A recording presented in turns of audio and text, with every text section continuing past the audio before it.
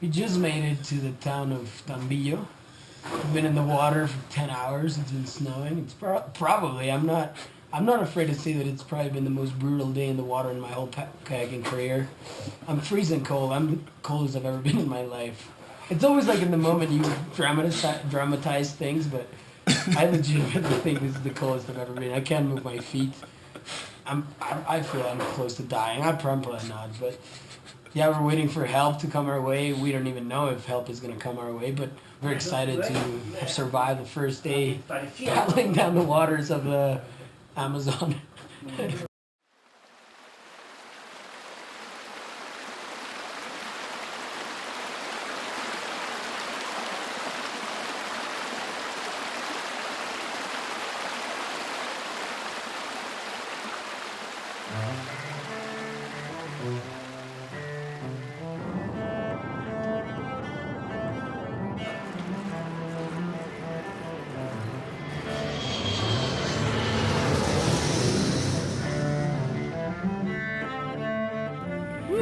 On our way to the Brazilian embassy for visas. You think this is a road here? I mean, does this one with the No, that's the trail, only just trail? for people. Our idea is to be as most efficient as possible. So I said, you want to see what you get to You've seen all this. They're going to be in a green.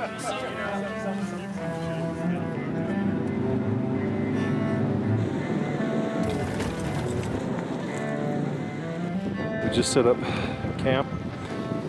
I'm so glad this is the highest we're going. Yes.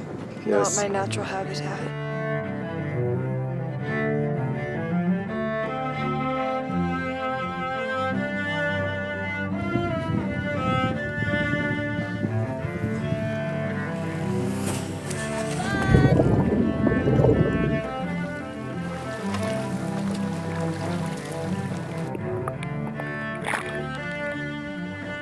La primera represa de las Amazonas. Ya suelta el agua.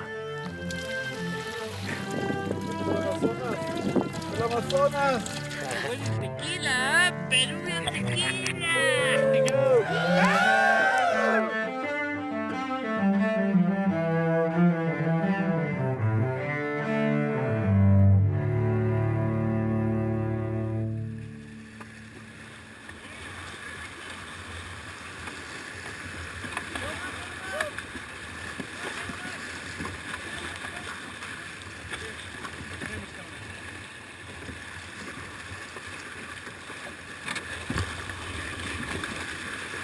Keep going.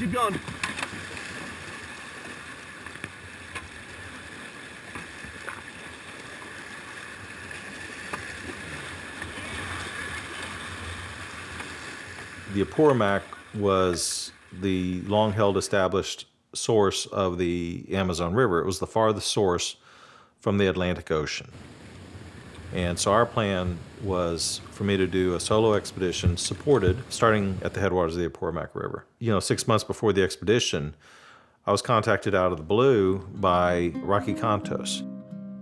What happened was I measured the Apurimac distance, and I'm looking at the overall map with its tributaries coming in. I measured the whole length of the Montaro, and I said, well, these other tributaries, they have all sorts of twists and turns and bends, and if you account for all those, they might actually be a little longer than the Apurimac, which would put the source of the Amazon different than what everybody thinks. And the Montaro goes upstream a lot farther, like on the order of 80 kilometers more. And it makes the source of the Amazon a completely different location. There was this new river, the Montaro River, possibly the new source of the Amazon. If the team was able to finish from source to sea, they would have been the first expedition to paddle the entire length of the Amazon River with this new source. So geographically, it became an important endeavor. For geographers until really today, the connection between Rio San Juan with outflow of water from Rio Junín was always considered a source of Rio Montaro because everybody was missing this stretch of 70 kilometers to Lago Acucocha. That first part, it was just a very small creek, maybe 6 feet wide. The paddlers had to push and pull, drag and knuckle their way through.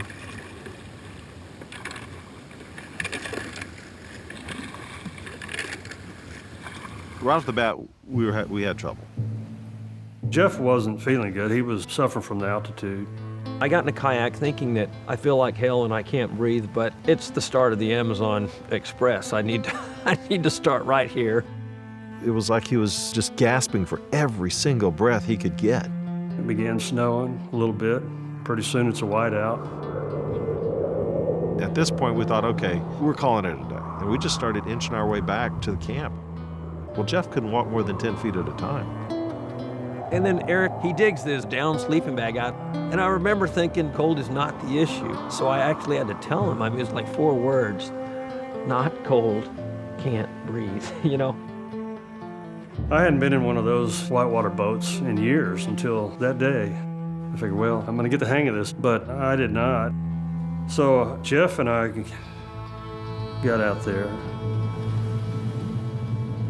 The next day, we had a new plan. It was gonna be me, Juanito, Rafa, and Tino, starting from where we had ended in the snowstorm. Put your hand on it, lean into it. Nice. The rest of the team would meet us with a raft when we got down to where the river got bigger.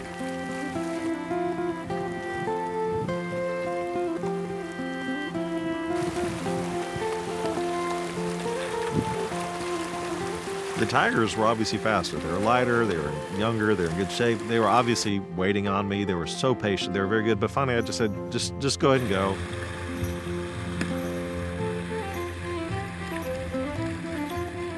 The river's gotten a bit too shallow for us to run in our kayaks. The air's really thin, so it's a lot of work, and we're going step by step here. But beautiful place. We're going for it. Just like you can see it, there in heaven.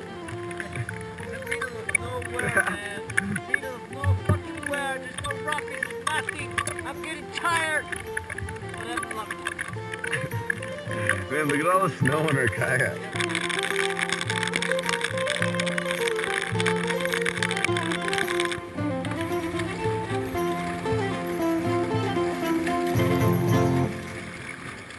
Oh yeah, dude.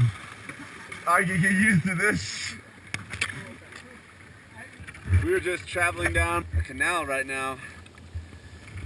We don't know where it goes, but it seemed a bit faster than the river. It's just about a boat length wide. We barely fit, but we don't have to work to go anywhere, so it's amazing.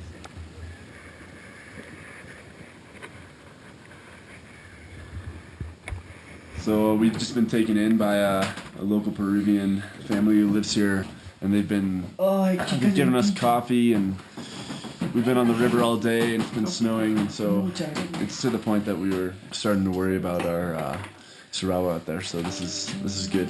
We don't know where West is. He's with Eric, and looking forward to seeing them again and knowing that they're okay. Oh, wow. My whitewater skills are severely lacking. I wasn't prepared to take a leadership role in the whitewater situation. I needed someone that knew what they were doing. Juanito, he had handled some of the biggest, meanest, roughest whitewater in all of South America. Then we needed to fill out the rest of the team. Rafa Ortiz, Tino Speck, and Simon. It had been about 20 years since I'd been in a whitewater kayak. I knew I needed to train, so I made my way out to the United States Canoe and Kayak Training Center. By the time I left there, I was running through some Class 5s real easily. I had my roll back down.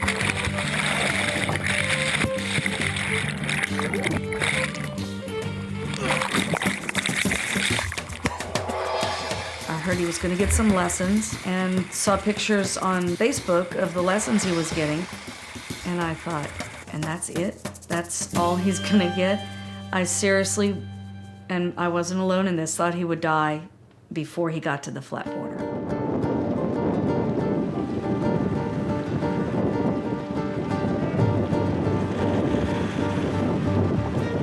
With so much of the Montaro still unknown, we spent some time scouting what we could from riverside roads. We're going to check out the lower canyon section of the Montaro. So we're driving over the highlands. It's pretty amazing. We didn't know what lay before us in long stretches of the river. You know, it's looking better and better the closer we get. I think we're there, Fjord. So this looks good. This looks very good. I think this is okay, man. We'll begin the raft. That's it! Alto, alto, stop, stop.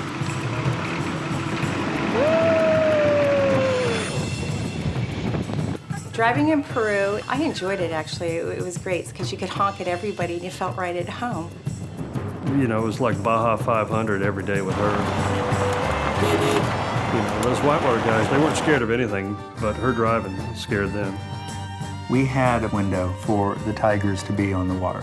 They had professional commitments in other countries and in other hemispheres, literally. There was no way I could make it through this heavy-duty whitewater without them. I mean, they were essential.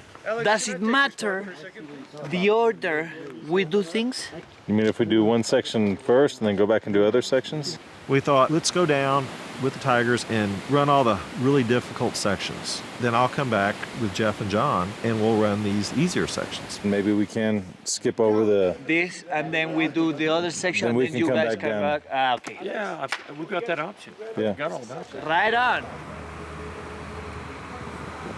Either Enel Tambo, you have green, flat water, few whirlpools. This is Atalaya. Part of that we run for the upper. Piotr Kamilinski, the leader of the very first successful source-to-sea run of the Amazon, joined us. And he was with us for the first week and a half in country. Piotr is one of two guys that completed the first descent of the Amazon from its source that was established on the Apurimac River. Piotr would be in the truck up front, would be in the minivan in the back. We'd all be running around these mountains trying to scout. In 10 more minutes, we're gonna be able to go through, hopefully. Because this is Peru, you never know. We were stopped frequently by construction crews. Piotr was this Obi-Wan Kenobi character who would just work his magic. Sometimes he'd give them a candy bar. Oh, there's the Sublima right there. Yeah, baby! That worked great. Yeah. Gracias.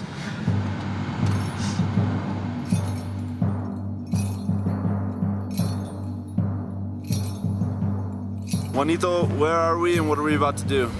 Well, we just arrived to the pudding of our section we're gonna do today. We just pretty much packing. We're trying to make the kayaks heavier than the raft. Well, it's funny. The kayakers have been called tigers. When we run into young guys like this, we've referred to them as puppies. We started thinking, well, these guys are really, you know, they're kind of badass. You can't really call them puppies. I mean, sure, they're young. So we started, well, what are they? Tiger cubs. And then that kind of just melded into tigers. We're about to start taking off through some of the more difficult rapids, and we're gonna paddle all the way down to Presa Tabachaca. No rush. Be safe during the whole expedition. It's the most important, and yeah, right on. I'm excited to be in the river now.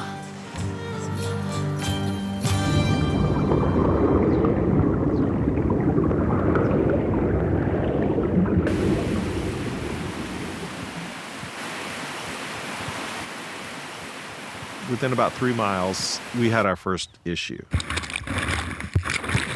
Myself and Eric both got knocked out of the raft.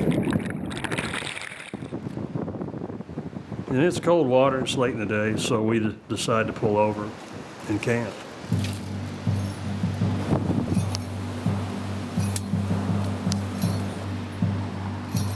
It quickly became evident that there was going to be some serious risk here, that the white water was significant, it was unknown, and it was going to be unforgiving. So here we are on this lower section of the Montaro River. We found this perfect little beach area. We spent the night here, and now we're about to drop into the more committing section. Going into the canyons down there, the first one is what I call Izcuchaca Canyon, and that's where the real big rapids start up. Estamos en un río que no conocemos, no sabemos lo que hay más abajo, está fuerte. I'm a flat water guy, so here I am in the white water with two experts. I'm excited, and a big leap of faith. Hope you guys know what you're doing. We are gonna get in the tight canyon, which looks like there's a pretty good class 4, maybe a class 5. Rapids are pretty continuous today, and we're gonna react pretty well. We saddle up, get going again. We started into the steepest part of this canyon. We really didn't know what we were getting into. We worked our way down there only for about a mile or so. There's a giant boulder the size of a house. And it's a big rock. It's kind of like a house in the middle of the river. Man, we went straight to this rock. This is so not the way it's supposed to go. Go fishing them out on that side. Eric, hop out of the water, man. Fuck. You know, we're in rescue mode. Fuck. Don't move.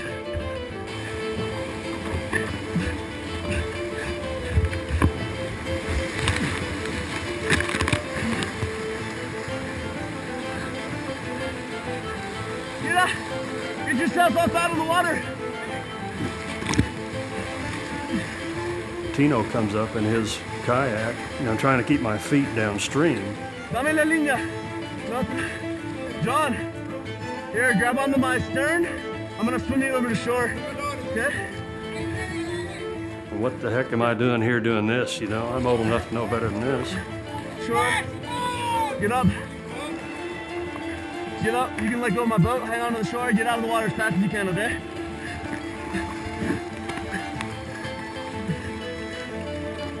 Man, we can flip it. You can flip it right now, Simón. Lo puedes dar la vuelta así. Go down. Stay where you are, but go down. I'm hiking down to go get Jeff. I gotta find a way fast. Tino came up and he says, hey. You're gonna get on the back of my boat, we're gonna paddle down this. I don't know if I got him to get in the river anymore. How far do we have to go? 200 meters, 300 meters. Yeah. He took that raft and it kept going, it was totally upside down. I know. How you doing? Oh, real good. Kick. Nice. Good job. Keep it going, there's a rock you might touch, but you're good. Hop up on the rocks. Climb up my boat right onto the rocks. Nice job, man. Thanks a lot, Tino. Woo! Good job. We got a call that they'd flipped, not just once, but they'd flipped twice. Seeing as the raft was having this many issues and we hadn't even hit any of the Class 5 stuff, something had to be done. We met as a team to discuss the status of the expedition. In the end, Juanito determined that the raft team really wasn't ready to handle the dangerous rapids we were about to encounter, so he pulled Jeff, John, and Simone off the water.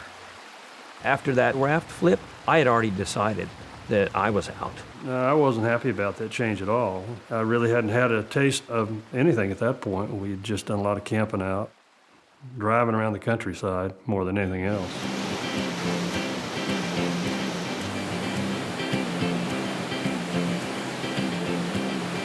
Go.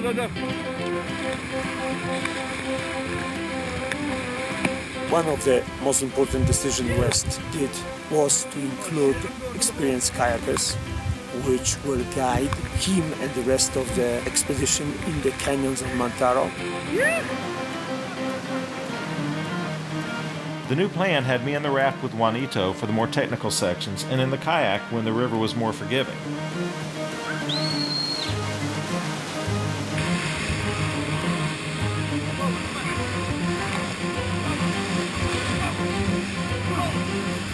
I'd never paddled a raft, but with Juanito barking out orders to me, we were able to run some pretty serious rapids. Back paddle, come on! Sitting on the left side of that raft and pumping that single blade paddle just tore up my shoulder.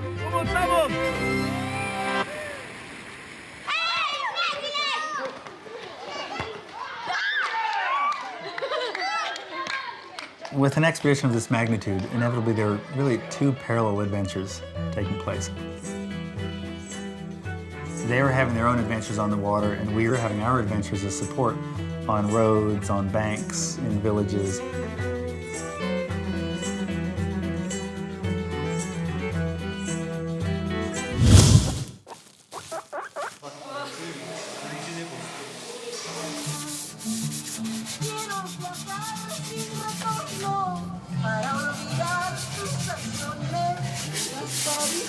Chino paisano, acá mi paisano también me está tomando foto porque ya me voy al cementerio. Malo es anacucho. Ready?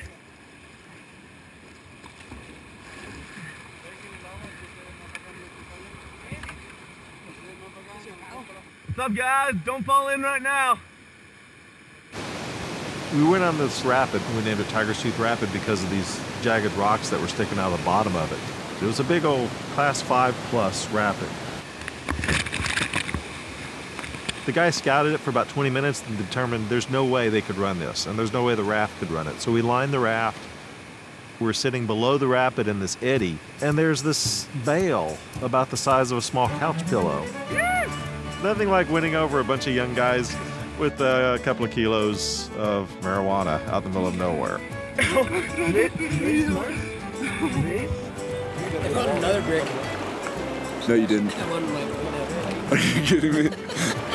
What did we find? How many kilos?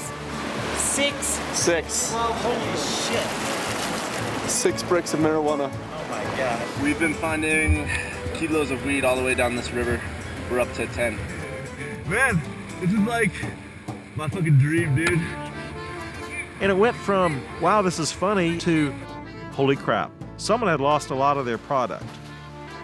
By 1 o'clock in the afternoon, we had found 15 of these bricks floating in the river.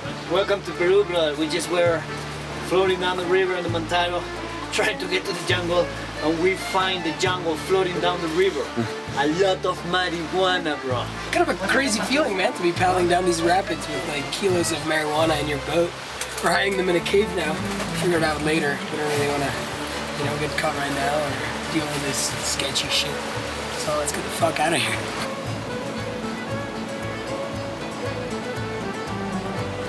Right there, check it out. Get him, get him, get him.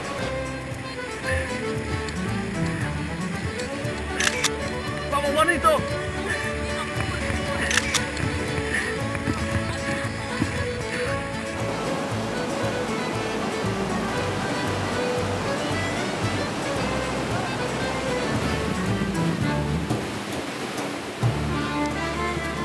We ran all the way down to the town of Itzcuchaca with its beautiful bridge.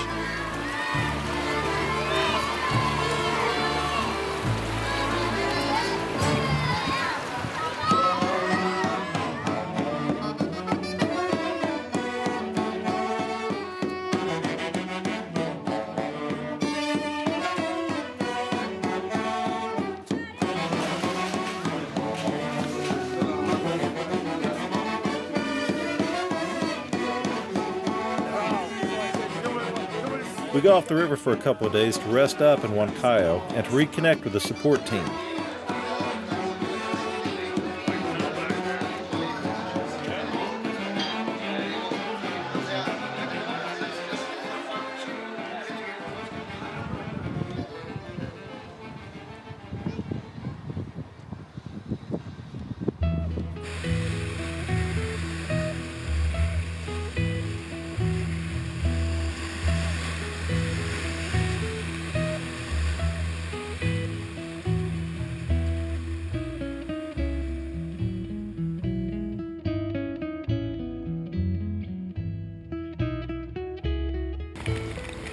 Increíble.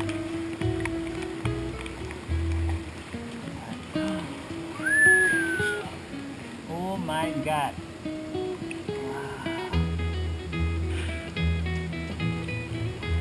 Ah, there you are, honey bunny. I miss you so much. Dude, that water's warm like a hot spring. Ay, qué caliente, huevón. This is so fucking awesome. Please, let's stay here.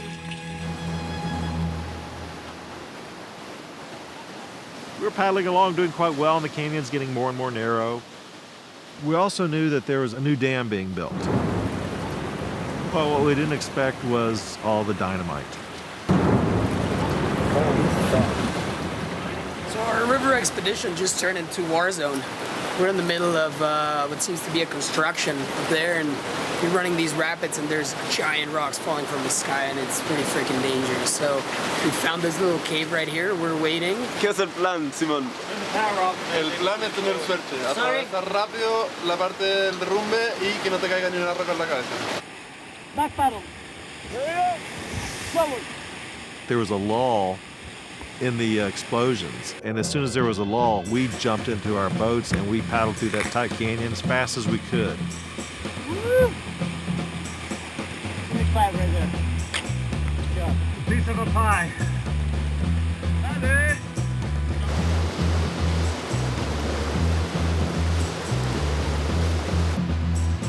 Look at this thing, man.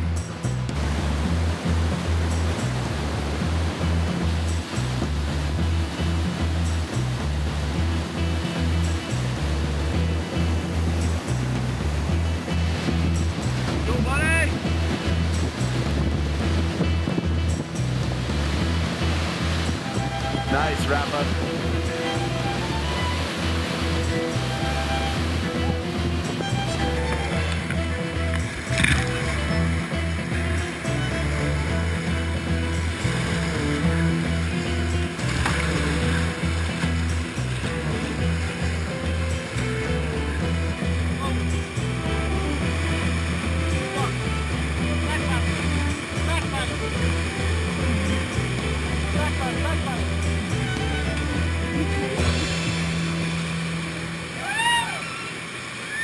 Just like we planned it. There's a part of the Montaro where the water from the Presa Tabla Chaca Dam is funneled through a tunnel in the Andes where there are hydroelectric turbines. Holy crap. Take it easy, man. You're nervous already. Of course, look at all the damn water coming out. No problem, man. It's just water. The water doesn't just dribble out of some hole in the mountain, but it shoots out. Okay, let's go forward. The water was shooting out so hard that it shoved us against these boulders on the opposite bank.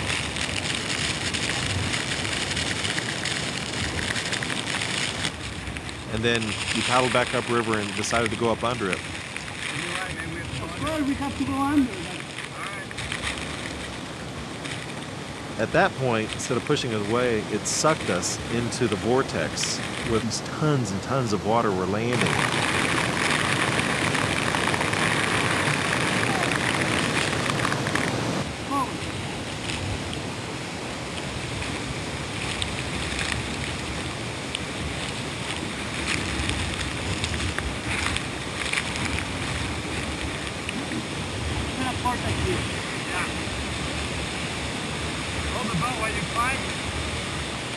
Forward.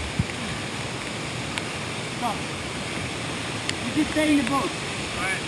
You're gonna paddle.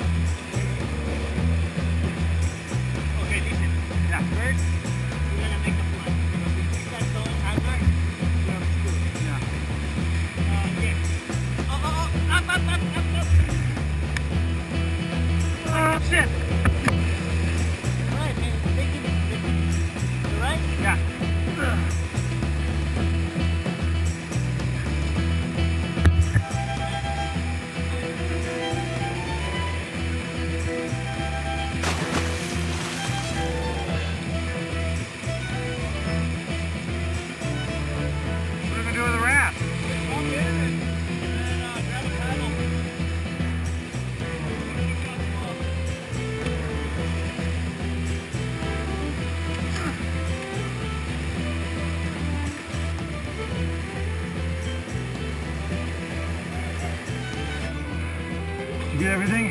Yeah. Maybe rest. Good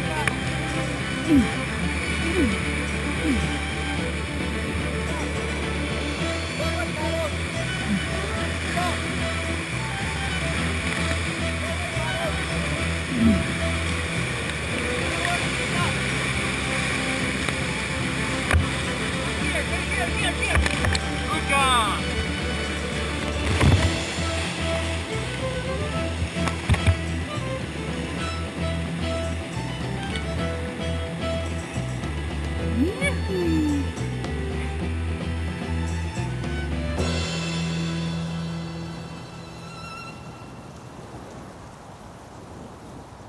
Our time with the support group and the tigers was up, but there was still plenty of whitewater remaining. Juanito headed out to gather another group of tigers to help us finish the Montaro. In the meantime, Jeff, John, Eric, and I drove back upriver to complete what were supposed to be the easier sections of the river.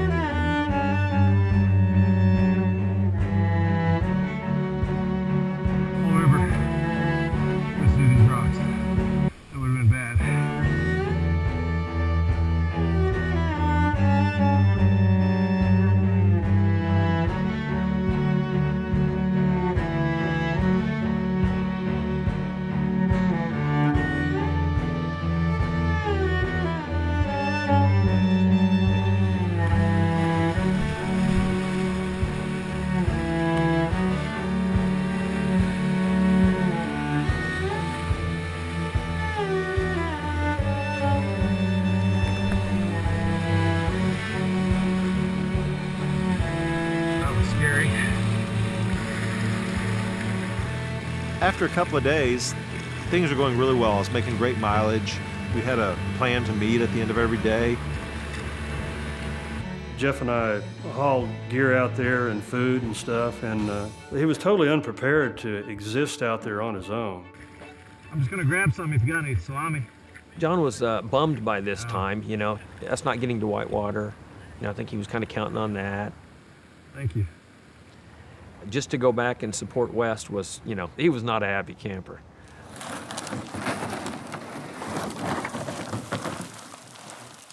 There's about a 60-plus mile section of the Montaro River from Presa Tablachaca down to Rio Huerta, which was going to be one of my biggest challenges.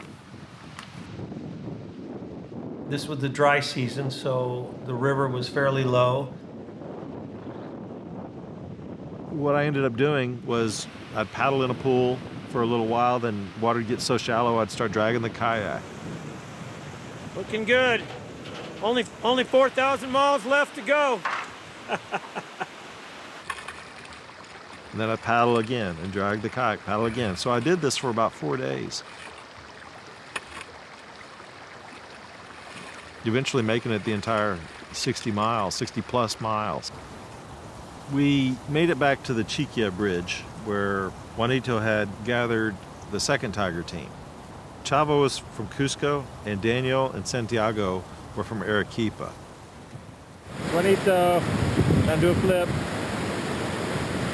Absolutely gorgeous campsite. I'll take you a look around right here. Wonderful waterfall, which is good because we need some fresh water. Okay, the guys are going to do a little playing now that we're at this great campsite. There we go. Eric was along on this trip. Juanito had rigged a rowing rig on the raft. Beautiful.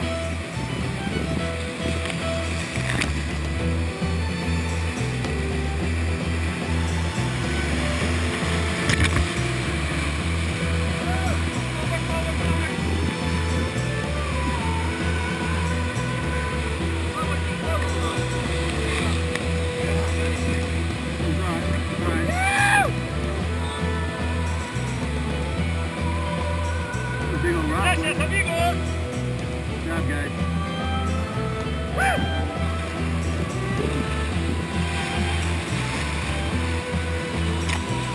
After a day of being on the lower canyons, I got back in the kayak.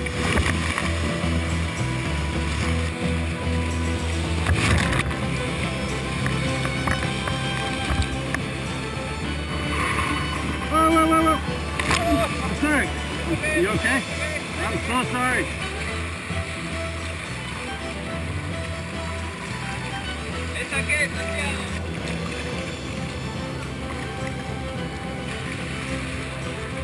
We came out on the confluence of the Montaro and the Apurimac River, where the Ine River starts, and we were supposed to meet Cesar there, Cesar Peña.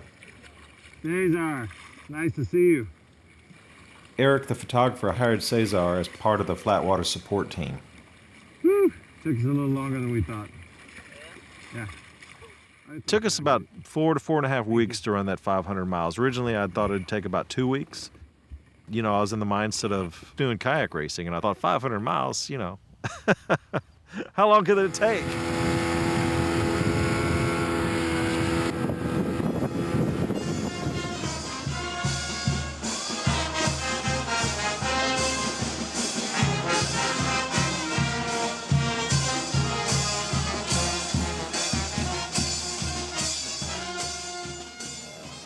Shoulders being a bit of a problem.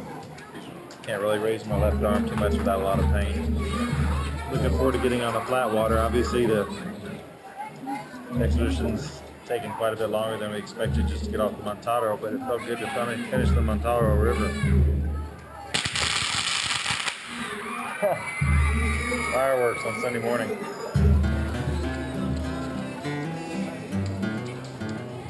All the members of the Flatwater team met in Ayacucho to organize and begin the final 3,800 miles of the expedition. Jeff and John drove over the mountains from Huancayo, while Pete, Ian, and Jason flew in from Texas.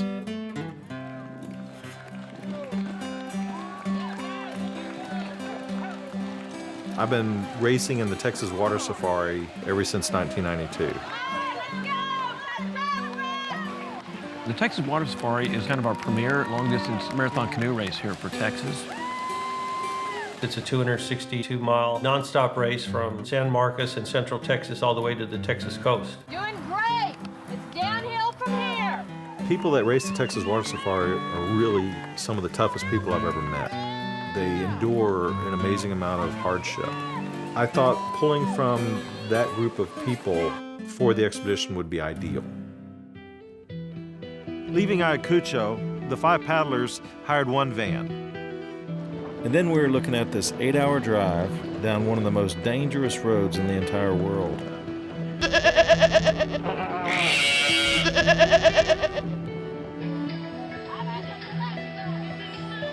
Our drivers, who we affectionately referred to as Justin and Jose Bieber, weren't more than 17 years old. Before leaving town, Jose runs into a tienda and comes out with his live chicken and sets it next to Justin. Whenever we took a break along that road, that chicken would just start squawking and going nuts until the Bieber brothers got back into the van.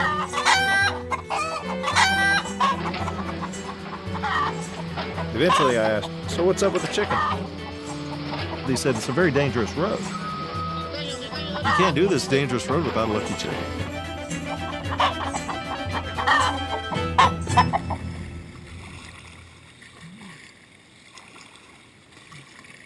Jason and I and Caesar found a boat driver that could take us downriver. We hired him, but we didn't leave till late in the afternoon. And that made us late that first day. Now, the team took off on their own in the morning. They could have waited for us, but they didn't want to. They had left a little earlier than we did, so we knew that we were going to be separated for a while. As we went down the river the very first day, it was very beautiful, pristine, and peaceful and relaxed. It was what you would picture in your mind the Amazon would be.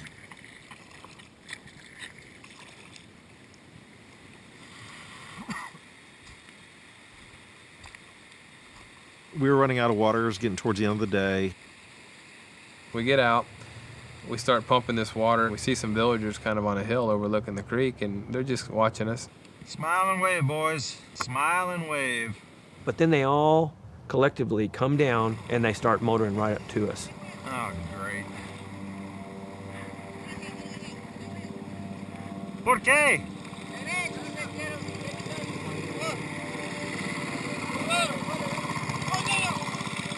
This is an area known as the red zone. It's as far up the Amazon as you can go almost. It's a heavy coca growing area, and the people that run that are dangerous and deadly. You know, at the beginning with the whitewater, it was you against the river. The flat water, it was you against some unknown person that may do you harm.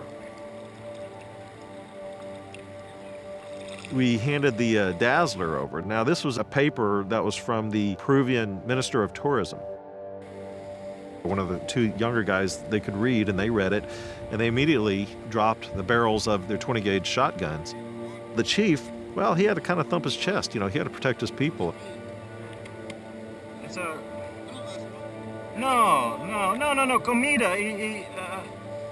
It's a campo. We're gonna have to show them all our stuff.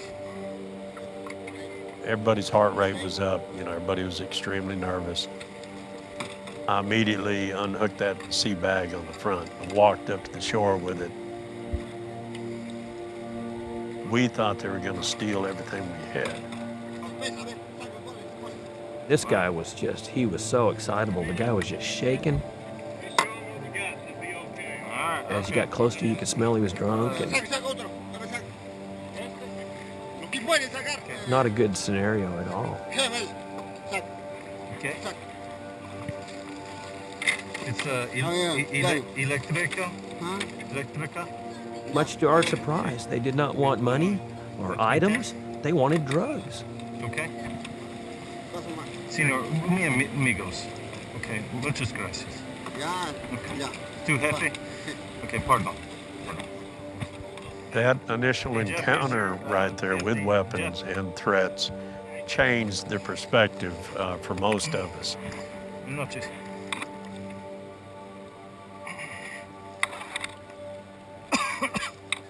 It hit home that we weren't in control of our destiny right there. Well, that was certainly interesting.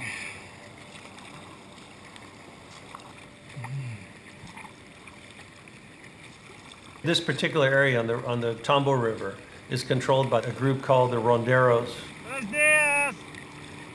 Ronderos are the police force for the people that are growing and producing the drugs, whether it be cocaine or marijuana or whatever. These guys are the law of the land. As a foreigner, especially as a white foreigner, you must get permission to go through that area. This is Puerto Parado. It's the main street, or as they call it here, the street. There's Jason. Jason helped arrange all this. He's been a great help. The rooms are great, man. They're perfect. And we ¿Dónde está la whiskey? Yes, well, they sell it downstairs. Oh, there's John. Doing my wash. All right.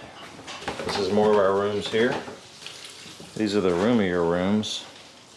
I'm not sure if the electricity works here or not. I don't see a switch. The switch might cost extra.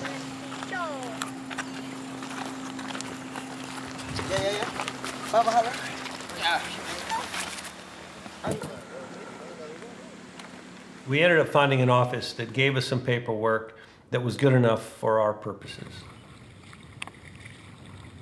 And they told us that we must stop at 2 different villages, which are control points on the river. Not computer. Electrónica. Ya ves. We went through Quintini, which was our first checkpoint. Pretty threatening at first, but they get friendly pretty quickly once they realize that we had the right paperwork and everything. Muchas gracias. They were going to call down to Poyeni and let them know down there that we were coming through, so please, you know, don't shoot us. We have our paperwork. The next day we get to a town called Poyeni. The support boat was ahead of us by about a mile. I looked up and I could see him raise the shotgun. We're sitting there looking at each other like, oh great, now we're getting shot at. All these men came down with guns. West and them came in. Didn't they know we were coming? Wes was all like, hey, what's going on? I said, well, we got a pretty serious situation here. We just got shot at, and we're trying to make the best of this, so you need to come on up here on land and let's talk about all this. Great, more guys and more guns. This is my third time to be having weapons pointed at me in 4 days. I'm not getting used to it. I'm gonna take this thing off my head, okay? Yeah. The lieutenant comes down, he goes, where's y'all's papers? They looked at our paperwork and saw that we had everything in order.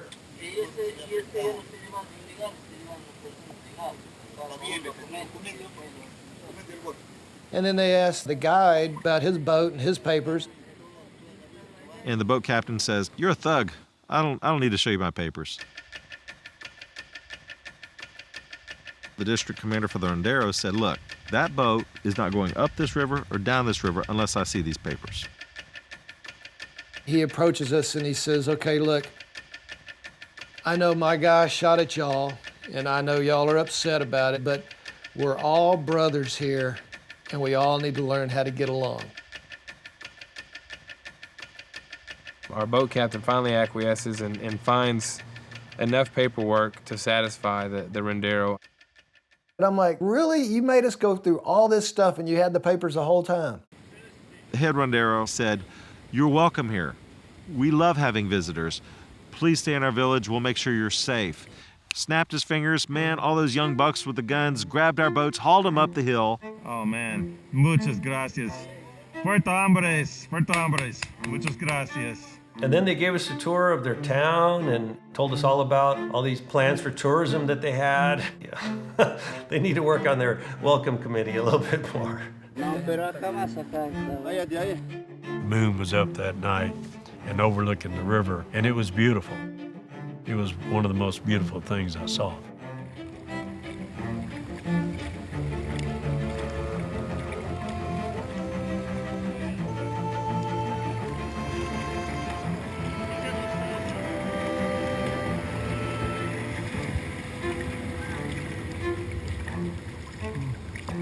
We've just come through this pretty stressful part of the trip, and we came up to the first decent-sized town, Atalaya.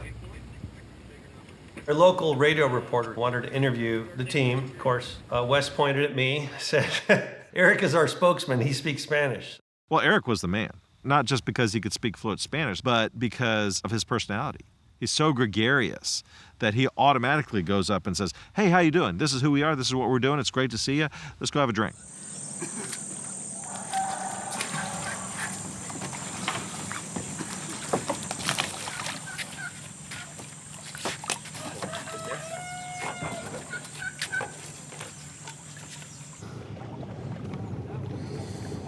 Okay, we're heading into the territory of pirates. The red zone, sure, it's dangerous because of the drug trafficking, but beyond there, we were really starting to get into a more dangerous area. The team had been told that it was going to be a very dangerous section regarding pirates. This is where the Polish couple were killed and dismembered. These pirates, from what I understand, would just pull up with their guns and kill you or take your stuff or whatever. Back in Lima, Rocky gave us a little tour, video tour down the Montaro. I showed a bunch of photos and described the Montaro, the river, to them, so they would be able to better plan their trip and avoid any potentially disastrous situations. Another fellow came and joined us. Guillermo Castro Escudero. Guillermo is a famous writer, anthropologist, and explorer. Now we're traveling through the jungles of Peru, down the flat water. Every night I had to call Barbara. I would give her our coordinates, then any significant data that happened during that day, and then she would take that information and blog it. Well, this fellow was reading our blog and following us. Well, it turns out he had grown up with the commander of the Peruvian military. What's this?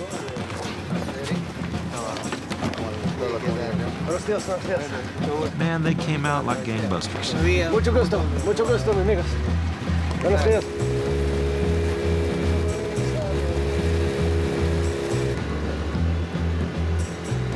These are professionals. They've got crew cuts, they're all muscled up young guys, they've got the fatigues on, they've got all the guns.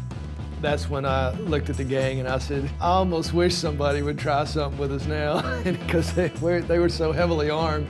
I tell you what, anytime you have a chance to have a highly trained group of professional soldiers follow you anywhere in the world, you take that chance, man. It was a pretty good feeling. That was a pivotal point. You know, we started really coming together as a team. After a while, we got into a groove and we all got our routines down, and that's when we started making some serious progress. What you making there, Jason? Some anti-poo-poo tea. Caesar and Eric and I, we pretty much had a job to do every day. Our story was a lot different than the paddlers because they were on the water the whole time. When you try to document something, you know, you try not to get too involved, but I was very involved. Part of my job was to really help them get downriver, to be part of the expedition, to be part of the support.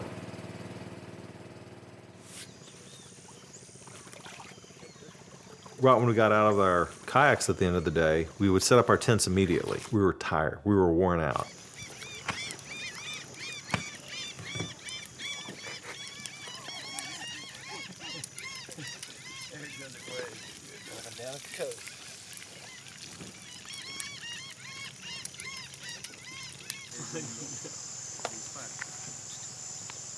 Like this?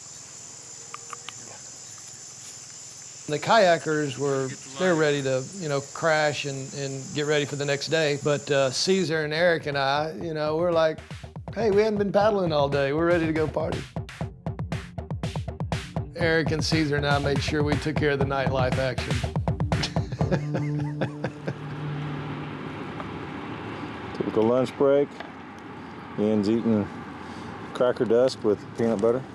Jeff's making coffee. It's 110 degrees outside, but the need for pure water was just absolutely essential in my mind.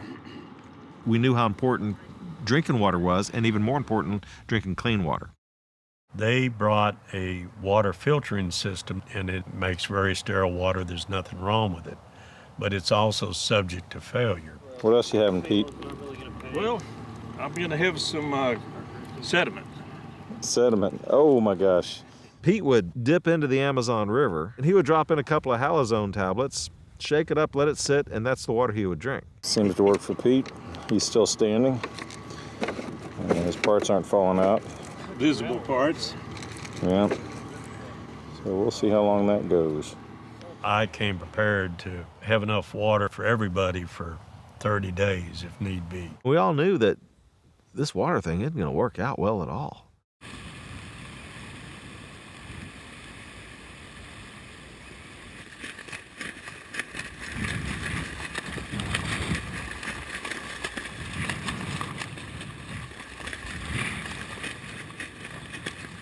Mine must be on the delicate setting. It's not drying.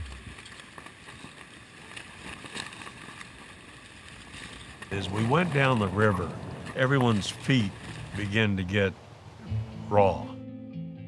The jungle rot came on pretty quickly. You know, your skin gets very fragile. It gets like tissue paper when it's wet all the time. The skin's just kind of coming off. Well, that meant that everybody had some pain all the time, which always tends to help grate on the nerves.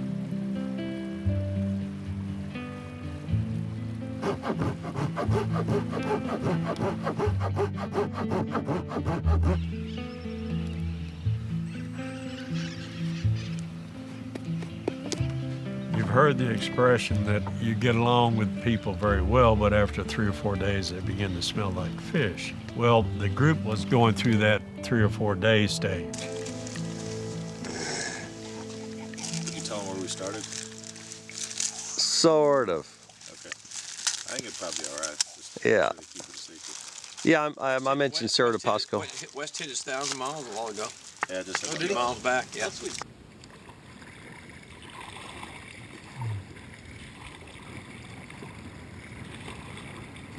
This was what I thought would be a team-oriented event, but it was not that way. Jeff and I would do a 1 mile sprint and then stop and wait on the other guys. I know it bothered John Micah. My point of view is, well, you don't compete. You don't get to be a team versus another team. Since we are canoe racers, you know, that's what generally happens. You put 2 racehorses on a track, they're gonna run. And so Pete and I would just keep going steady. We've got a long way to go, and we're trying to get there quick, so you just keep paddling.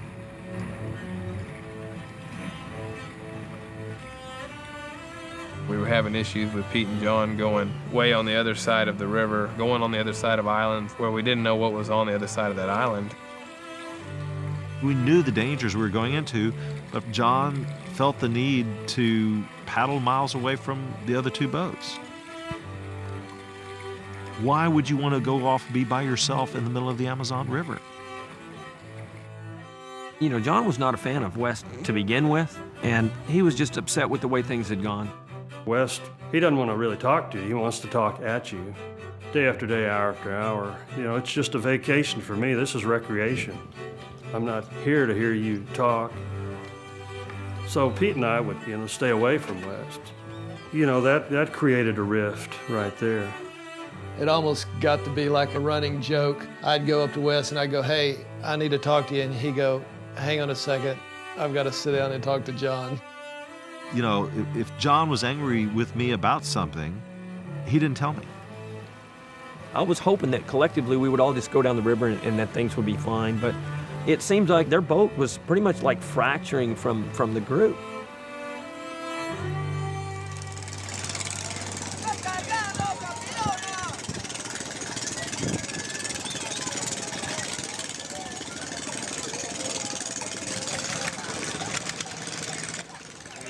We pulled into Pucallpa late at night, a lot of lights, a lot of barges, a lot of ships, a lot of boats without lights. John had cut off Jeff and Ian's boat twice coming into that harbor at night because he thought that Jeff and Ian were racing ahead of him, and he didn't want them to be ahead of him for some reason. There was some serious problems with team communication. Jeff and Ian and Pete were looking at me to fix it. But we did have a fun evening that night. The mayor of Pucallpa invited us as guests of honor to sit on the front row of the regional beauty contest for the Miss Pucallpa. I think Jason Jones led a conga line through the crowd, and it was a big hit.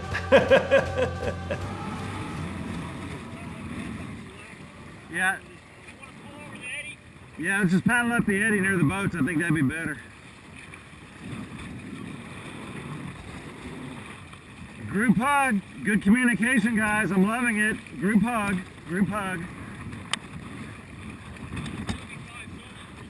The Ucayale downriver from Pucallpa was deemed to be safe by the Coast Guard, so they didn't follow us any further than that.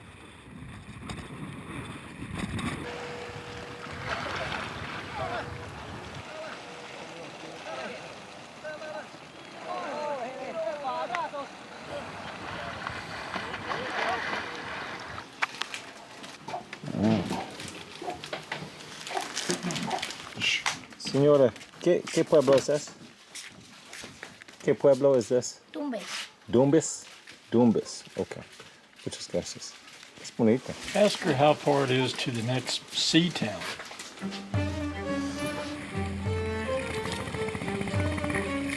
We stopped in villages along the way in order to get food and supplies and water, but staying overnight in a village really brought about its own set of issues. In Florida Tunga, we climbed up the hill, and the first hospedaje we came to, you walked in, and the rooms were really made up of little slats. It looked like they came off of crates or something. Ian took a quick shower. He told me that there was a big old rat in the bathhouse. 4 o'clock in the morning, we're laying there, and we're tired, and you start hearing this dog barking. I'm like, oh, God. It fires up some of the roosters that are close by. And then pretty soon you can hear the whole symphony. I hear Jason's voice next, and he says, I know none of you sons of bitches are sleeping.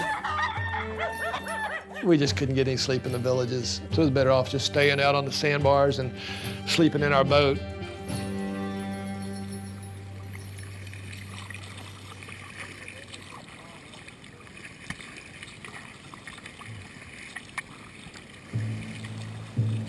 further downriver we got, we were very apprehensive about the pirates.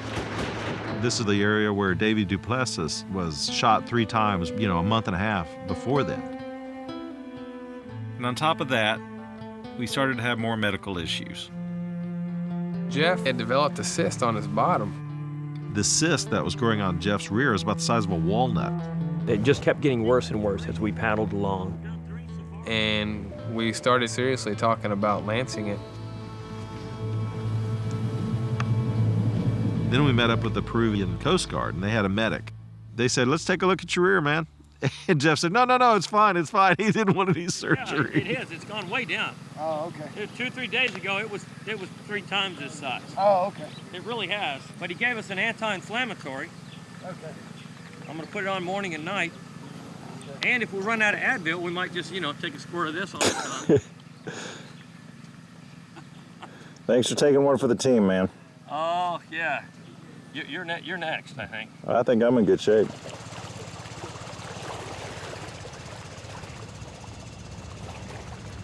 We were coming up to the Marañón River above Iquitos, and we were having lunch on a Navy ship. Out of the blue, Pete announces he was sick.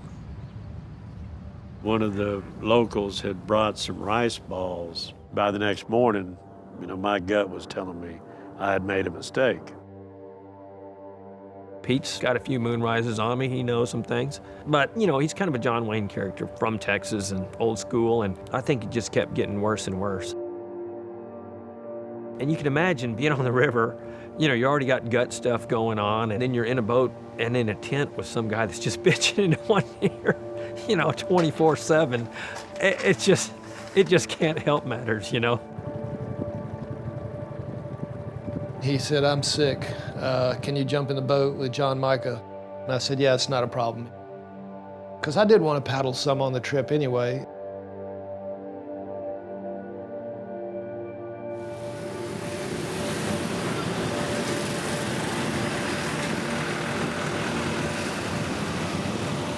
Then the next morning, they took me to the Navy hospital. I got a couple of liters of IV and half liter of medicine pumped in me. Pete was in pretty bad shape, and even after he got out of the hospital, he couldn't keep anything down. He wanted to go home. He was ready to get the heck out of there. I decided, well, things aren't getting any better here, so I guess I'll head on home. I didn't get out of the boat. I just had no more options. Really, honestly, he didn't have a very good attitude. Right or wrong, we're all together in this, and it's not a solo adventure at all. If we're not all on the same page, then whoever's not on the same page is probably not going to be able to go on,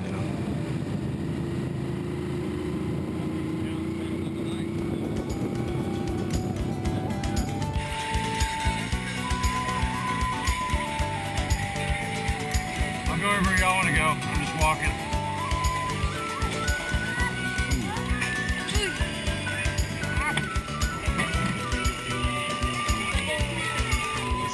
Interesting. Tortuga? I'm gonna get my haircut here. I got any change?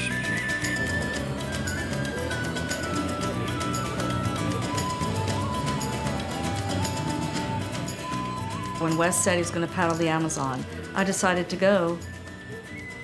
I asked, how can I help? And we were gonna be resupplying Wes' whole team. We took a lot of food. We had about 6 very large duffel bags. Things like Twinkies, chocolate cupcakes, cookies.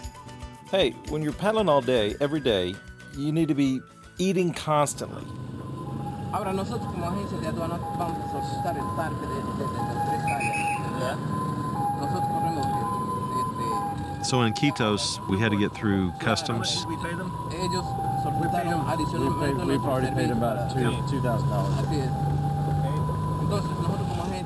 We had to actually pay thousands of dollars to have our boat leave the country and do reams of paperwork just to leave the country. It was quite a nightmare. But we finally got through there.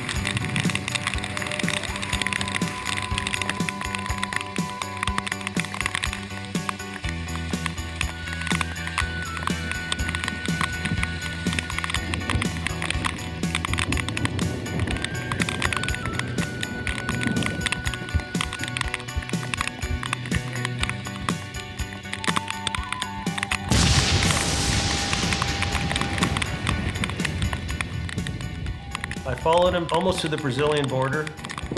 It was going to be another at least 4 weeks of paddling through Brazil.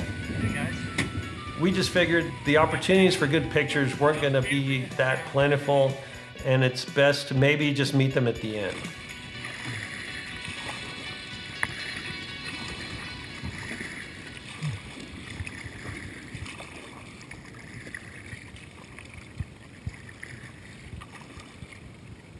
Buenos dias. Lieutenant Avila?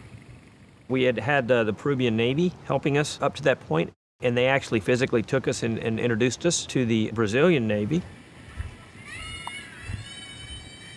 At this point, we're being escorted around by a lieutenant that's kind of walking us through customs, just expediting the whole thing for us. Muchas gracias, señor. Gracias. We gave them a link to the spot tracker, and they were going to keep an eye on our progress as we went along. We also had access to maps. Particularly in the jungle, and especially in the cloud forest, when it was a little canopy open, we stayed like this at the picture to the sun. Get some energy. While crossing the border from Peru to Brazil, we ran into Mickey and his team as they were hiking across South America. Prior to each of our expeditions, we had corresponded and even joked about running into one another. It's tough. People don't understand. You know, we can say, we can talk is cheap. It's not easy.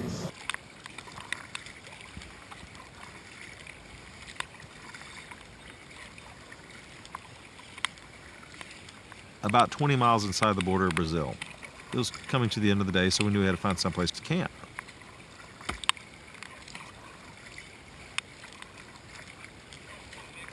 Smile. Hola. It's the video. The movies. Como dice movies?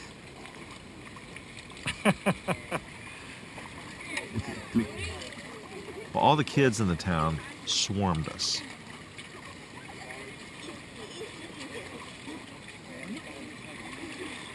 Ya ves? Everybody's getting like...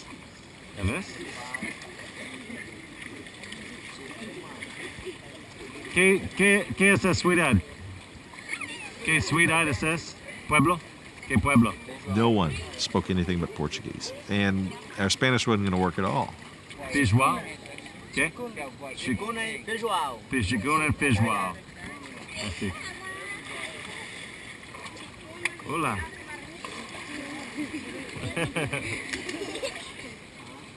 They really had never seen, you know, the pelicaras, the white guys. We're from Estados Unidos, Texas. Texas? Texas. See. Okay, I'm gonna try to pull my boat up. Is that okay? Thank you. Por favor, señor. Sí.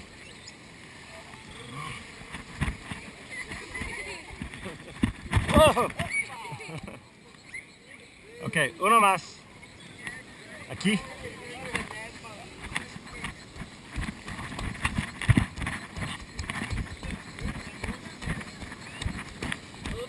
Bueno.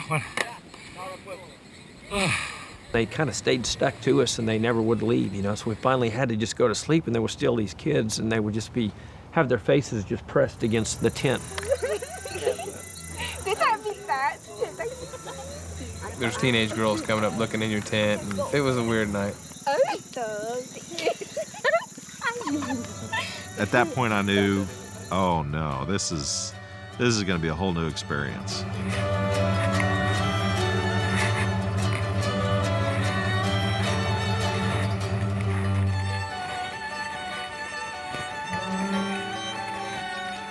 You know how you eat a whale? You can eat a whale. Anybody can eat a whale. It's just one little bite at a time.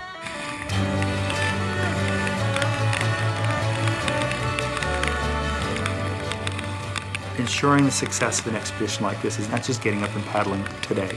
It's about getting back up again and doing it tomorrow, and the day after, and the week after, and the month after.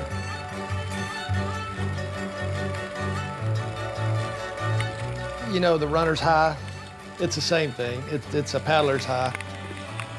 You get into a zone, you get to go in a whole different place. And you can contemplate life or death or whatever it is you need to contemplate. Yeah, it's an escape. Yeah. A sick kind of escape. Gary P9, actually, but Jerry Jeff did a great version of it. The team was a lot more lighthearted at this time. They seemed to have gotten in a rhythm. They would be doing trivia down the river. London Homesick Blues, Good Night Irene. I would get phone calls asking me to look up on the internet what a howler monkey is and what was the year the first Beatles song came out. We got into this routine where we would get up every morning. Ian would pop out of the tent, start pumping water. I'd pop out of the tent, start putting my stuff away, packing things away, boiling water. And then we'd get out in the dark and we'd start paddling. And we'd just move steadily. There was no sprinting. I was taking care of my shoulder. We would just constantly move. We wouldn't stop. It was like every morning you're waking up like you're 10 minutes late for work, you know, and everybody is just moving real quick to get on the water as soon as possible. First and foremost, West is a racer. He's about start lines and finishing lines and stopwatches and measurable accomplishments. West is hardwired to race. This was not a sightseeing tour. This was not a vacation. It was not a holiday. This was a race. It was a race against the clock. We were out there much longer than expected. I mean, we missed our families. Missing family was the most difficult thing about this trip, you know, and that was ever present. As he continued on his journey, he spoke with us less and less. I later found out that he didn't want to talk to Isabella and I because he would miss us even more. We would stop for only, 1 hour at lunch or 2 30-minute stops during the day, and we would time it. An hour before dark, we started looking for a campsite.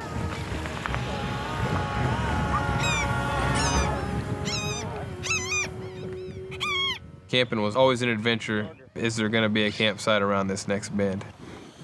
Yes, we have cows. We've had a parrot island, had a mosquito island. Now apparently we have a freaking cow island. I really hope they don't hang around here. Go on, guys. Feed it. We don't have any food. Go on. Go on. Go home. Ideally, we would like to find sandbars because, we learned that if you could get away from the vegetation, it would lessen the chances of mosquitoes. But they would just be overrun with these seagulls. We are about 62 miles upriver of Tefe, averaging about 70 to 75 miles a day. How many more miles do we have to finish this expedition?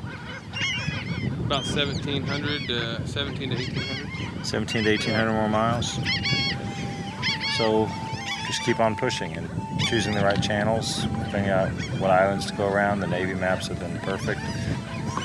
Anyway, we just keep pushing.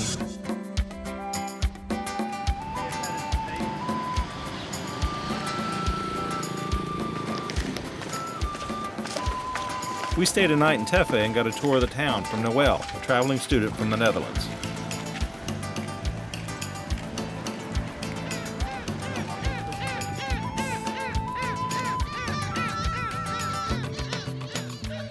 Our biggest health issues out there were diarrhea and upset stomach. I gotta take another dump. Damn it. But even more so was skin issues with being wet all the time. You're ready. You ready now? Yep. Let's do it. I had this raw spot that had worn into my rear on the left side. I was just starting to wear away the skin, like a bed sore. Damn, you didn't get all the tape residue. You're gonna have some cleaning to do, man. Jeff drew the short straw on this one. My Brazilian wax. We always enjoyed that part because, there was this. Oh!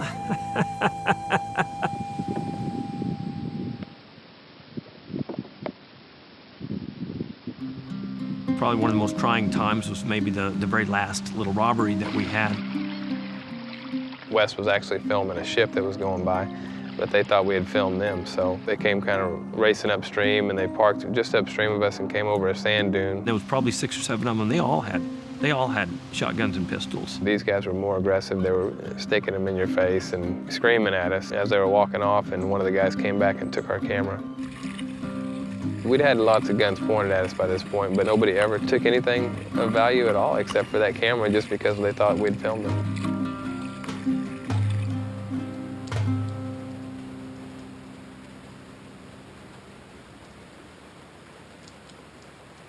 couple days after the holdup, we were still pretty rattled. We were very leery about where we camped or approaching anybody. But out of desperation, we docked at this really pretty little house out in the jungle in Camara. Immediately, we were taken in by this wonderful couple, Joe and Francisco. Their hospitality was just amazing compared to what we had just been through. They were so sweet. And they wouldn't take a dime. They cooked for us, and we're just the friendliest people on the planet. It was really what we needed at that time. Hey, Ian, it's hot chocolate, so don't be scared.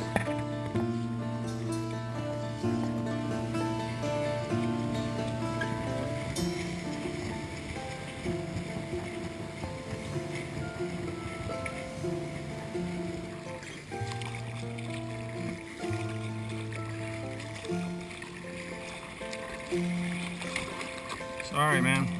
Skinnied up. Mr. Abierto to Manaus? It's open. You know, if he's come all the way from Manaus, that's a good sign. 5997 is where we are at right now. Let's head to the city.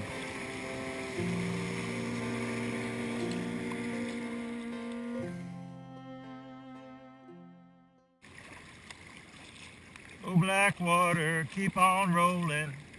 Mississippi moon, won't you keep on shining on me? Manaus is a major port, and it's the furthest inland port I think there is in the world. Pretty fragrant out here. Another aspect of the expedition was the Pacific Biodiversity Project, which was set up through Adventures and Scientists for Conservation. Throughout the entire trip, we were taking notes and collecting data. People and the plants and animals and pollution or what have you around the Amazon River. My dad put me in charge of organizing the biodiversity project, so I've corresponded with many people in the headquarters of that.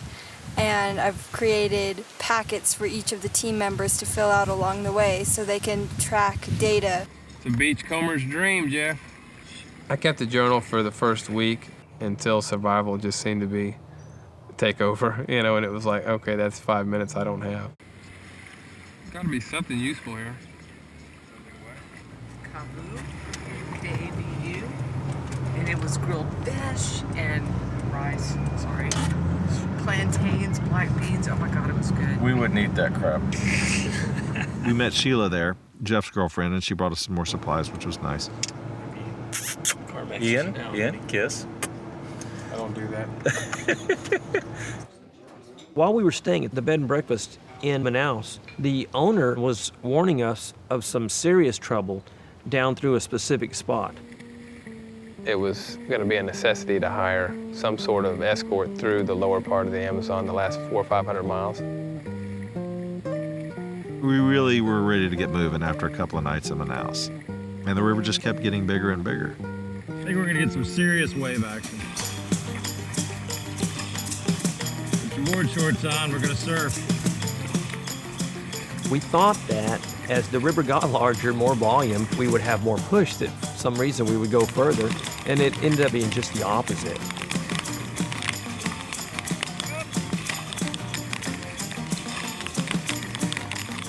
At this point, all of our travel is dictated by tides. If the tide's coming in, we can't make progress. So we have to go when the tide's going out. If it's 1 o'clock in the morning or 3 in the afternoon, if the tide's going out, that's when we're paddling. It's a hard day today. We got up at 3 in the morning, hoping to make good mileage, but the water was lake-like. It wasn't flowing at all. I'm not sure what time we're going to get up tomorrow. It's probably going to be another early day. Hopefully we can get some money for the escort boat after Santorini, but we'll see what happens. If we can't get escort boats, we're probably going to try to buy some firearms. How'd the day go? Pretty bad. If we keep this up, it's going to add another day to our total. Yeah, you think we need to get up at 3 a.m. again? Continue that? I do.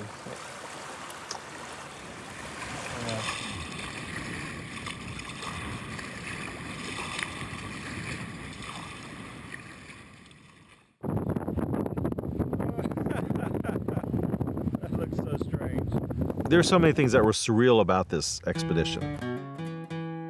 At some point, we're paddling along, and here comes this little boat. And it's got a sail up. Shot from Iquitos or where in Peru? Actually, from the Andes. We started at the headwaters. Oh, sweet. And it ends up being this guy out of Houston or someplace who had been just bumming around in South America for a year or two. You guys using canoe paddles? Yeah, we're like racers. How'd you guys get sponsors? I call Just them. go and talk to them? Yeah. Yeah, West worked on this for a couple of years. He begged as hard as he could. Funding was going to be our biggest issue. I pitched my expedition to friends, family, gear companies, food companies, you name it.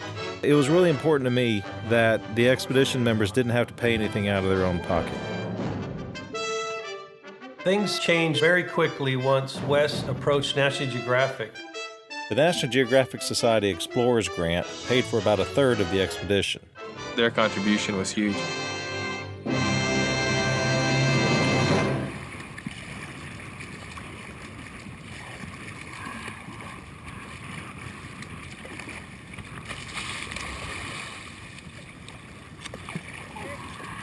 Upriver of Santarém, the river got extremely wide, and the tidal current started having a greater effect on the waves. They were huge.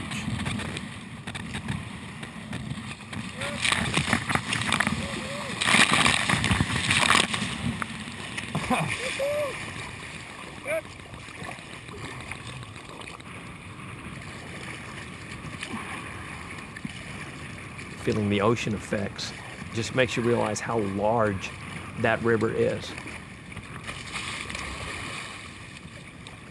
Olá, Commander. Boa noite. Commander Andrade. Por favor.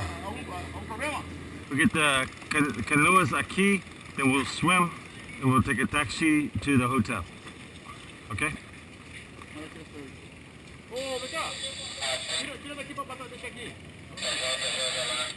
Captain Andrade has welcomed us to stay the night.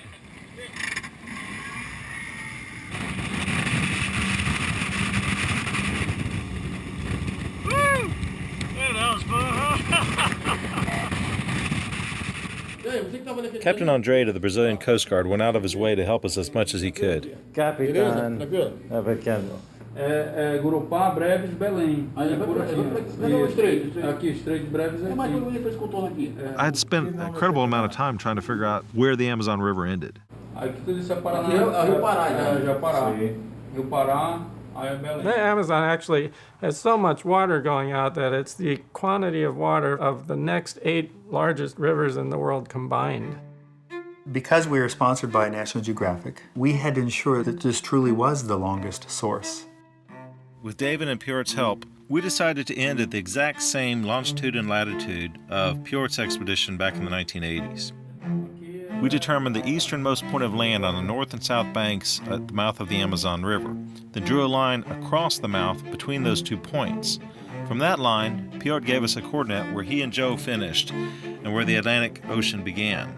We named that point Stop Forest. We're going to get our kayaks at the Navy barge. The barge isn't that far out, so we figured we could just swim. This feels weird. It's the first swimming I've done since whitewater. Obrigado.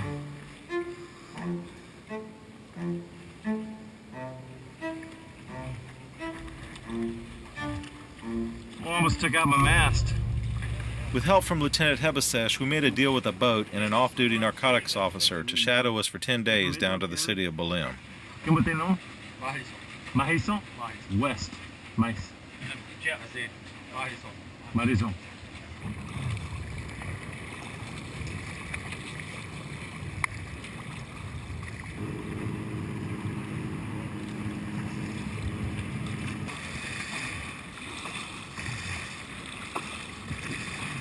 Marlson has suggested lunch at 11 in the morning, which is eight more minutes. So do you want to follow them over and have lunch? Alto? The boat that we hired in Santarém really saved us in a lot of ways. More than protection, more importantly to me anyway, the boat had food on it. Ooh. It was a morale booster like you can't imagine. It gets pretty primal, you know, and food is important. Very good. The calories were amazing. Oh. Is it like 2 o'clock? 3:30. Yeah. West, What? you see me down here? Yeah. You gonna step on me? If you're into that kind of thing. No. Not yet. We'd sit and sway back and forth in these hammocks and catch a nap, and then all of a sudden the boat would pivot on its anchor, and that would indicate that the tide had turned around and starting to go back out towards the Atlantic again, and we'd jump into our sea kayaks and take off until we were doing 3 miles an hour again, whenever that happened.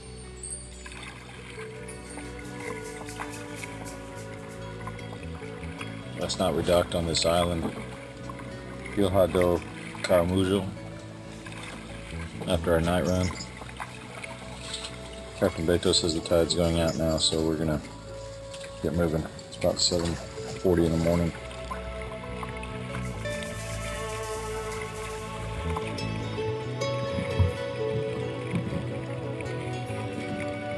Yeah, it's awful pretty. Very tropical, appropriately so. We are on the freaking Amazon River. Long and lean and soft and lovely, the girl from Ipanema goes walking.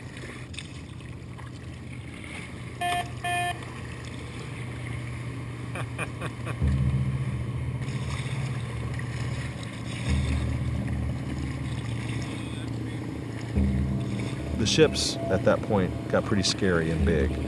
Man, that ship is moving. It's moving quite well.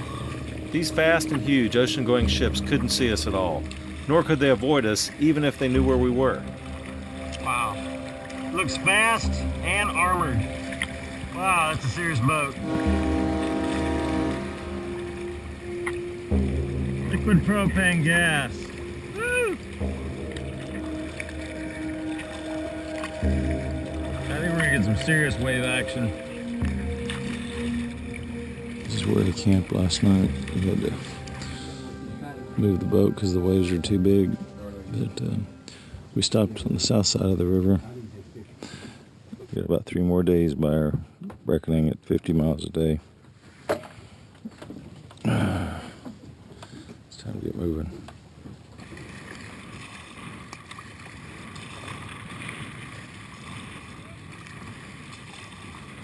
Not your average river.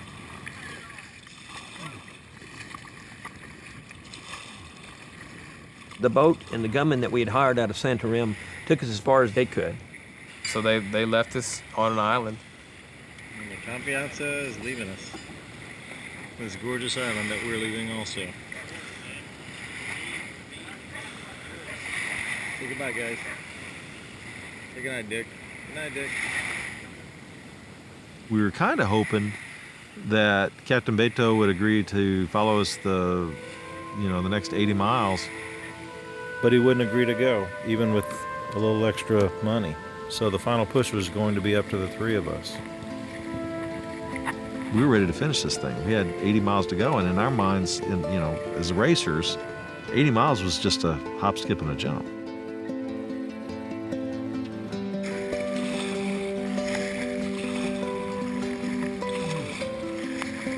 The river had gotten rather huge. We paddled across the bay, and that was one of the roughest bits of water we had on the entire trip.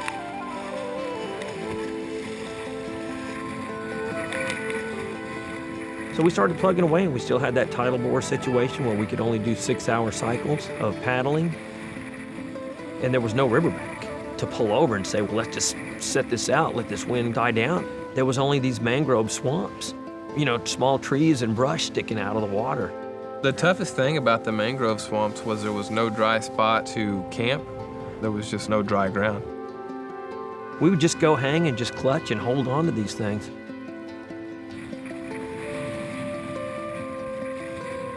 We had been awake for about 2 days with only 3 or 4 hours sleep throughout that entire 48 hours. And we were tired. We really needed a break. Gonna work? Kind of rocky.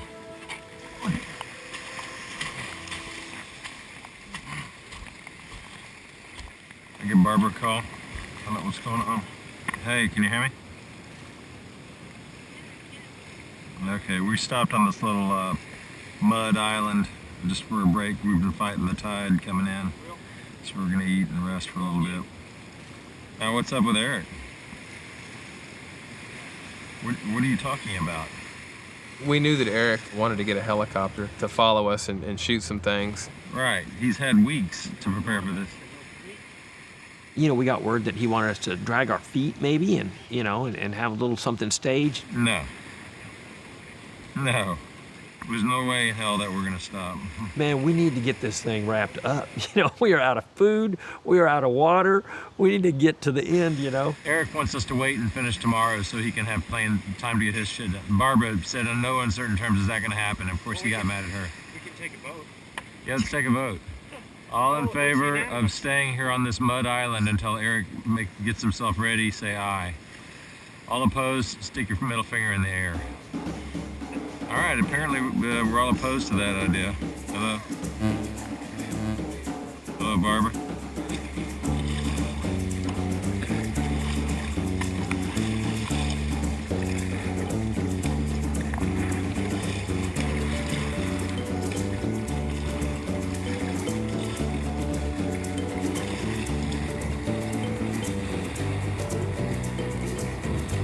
When we got to Point Taipu, Eric flew over us with his helicopter. They were already on their way to the finish. He filmed us probably 2 hours before the last night that we were out there, and so it was kind of the last possible moment.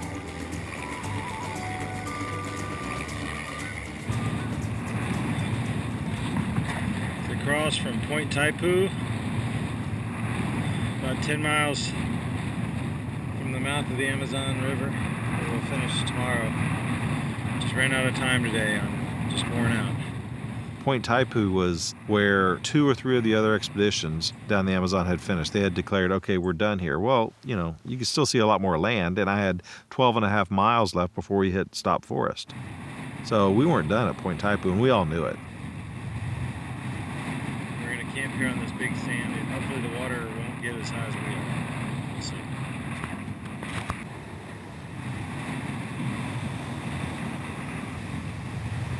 We get in our tents, and I don't think it was 2 hours later, the water's coming up quickly.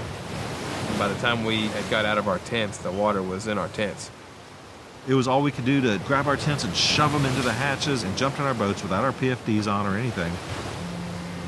And so we debated this for a few minutes, and finally we just said, you know what? We got 12.5 miles to go. Let's just finish this thing. At this point, no moon, no stars. The only light was effervescent, fluorescent, green, you know, glowing plankton. So every time that somebody would put a stroke in the water, it would just light up this vivid green and blue, and it would swirl like that. The ocean was just glowing. It was magic. That lasted not long at all. We had to fight through these waves, these massive tidal bore waves. The waves are really big at this point, and it's dark and it's scary, and none of us have life jackets on for some reason. I've got a beeline with the GPS set for our stopping point. We paddled 12 miles out. I think it took us 6 hours to do that, you know, real slow paddling. So we paddled another 100 or 200 yards until I was for sure that we had gone out to the Atlantic Ocean, and then I called it. I said, that's it. We're done. You know, 4 months later, we're out in the middle of the night, we're climbing these waves in our sea kayaks, and okay, this is it. I'm like, well, looks good to me. You know, you can see that little dot, that little spot tracker out there in the Atlantic, and I was very proud. I mean, we banged a hard 90-degree right. We saw a spit of land. We started paddling, making a dead run for that land. As we get there, this sideways current is ripping so bad, it flips our boat finally right there. And that's how we ended the trip. We actually flipped and landed onto the sand. It was 3 in the morning.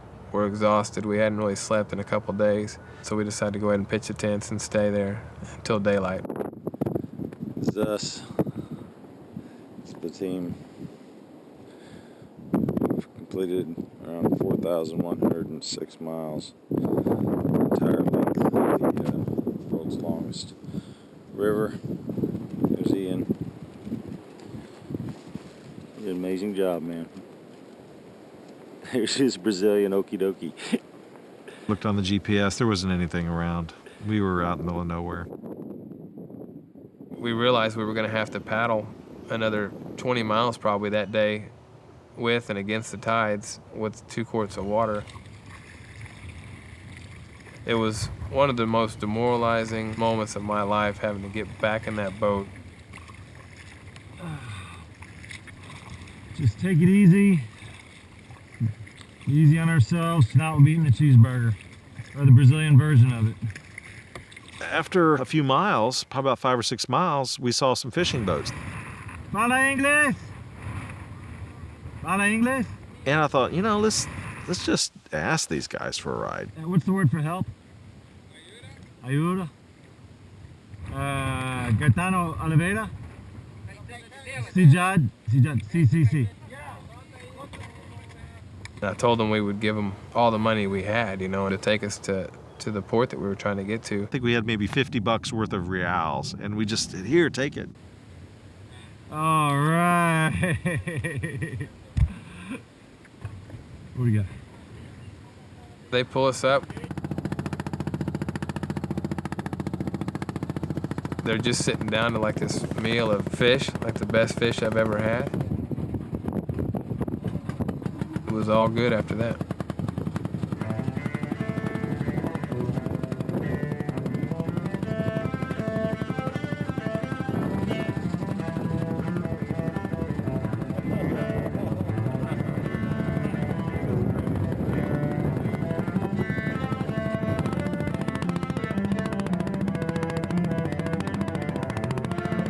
Peaches in the summertime, apples in the fall. If I can't have the girl I love, I don't want none at all. Shady Grove, my little love, Shady Grove, I know. Shady Grove, my little love, I'm bound for Shady Grove.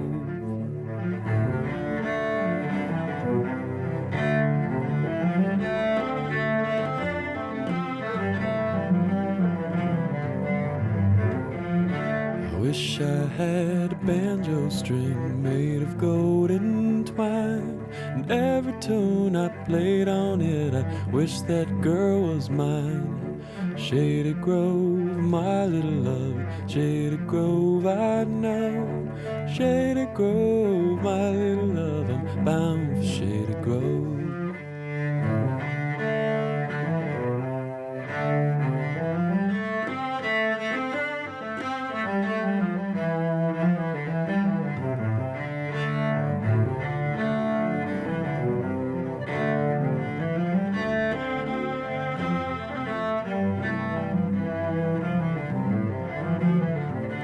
Wish I had a needle and thread, fine as I could sew.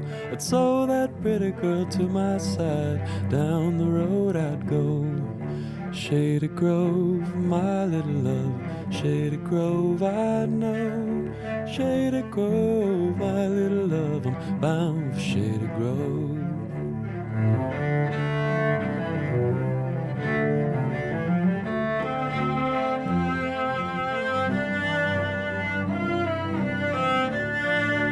Cheeks as red as the blooming rose, eyes are the prettiest brown. She is the darling of my heart, the prettiest girl in town. Shady Grove, my little love, Shady Grove, I know. Shady Grove, my little love, I'm bound for Shady Grove.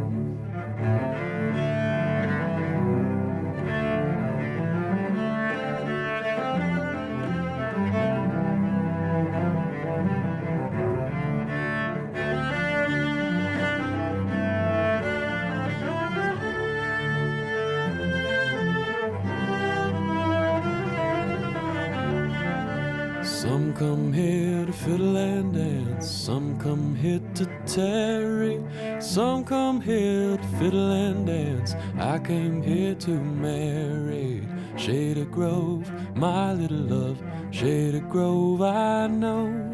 Shady Grove, my little love, I'm bound for Shady Grove.